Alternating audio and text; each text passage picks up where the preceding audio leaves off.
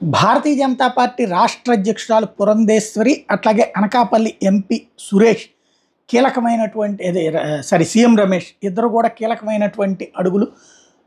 ఎవరైతే ఇప్పుడు ప్రస్తుతం భారతదేశానికి సంబంధించి ఉక్కు పరిశ్రమల శాఖ మంత్రి మన కర్ణాటకకి సంబంధించినటువంటి మాజీ ముఖ్యమంత్రి కుమారస్వామి జేడీఎస్ నేత, ఆయనతో పాటుగా మన నరసాపురం ఎంపీ కేంద్ర మంత్రి శ్రీనివాస్ వర్మ, ఈ ఇద్దరిని కలిసి తాజాగా విశాఖ స్టీల్ ప్లాంట్ అమ్మద్దు అన్నటువంటి అంశాన్ని వాళ్ళ నోటీస్కి తీసుకొచ్చారు. విశాఖ స్టీల్ ప్లాంట్కి సంబంధించి అమ్ముతారన్నటువంటి ప్రచారం జరుగుతుందంటే అట్లాంటిది ఏమీ లేదని చెప్పేసి ఆల్రెడీ కోర్టులో కూడా అఫిడవిట్ వేసామన్నటువంటి విషయం మంత్రి చెప్పుకొచ్చారు.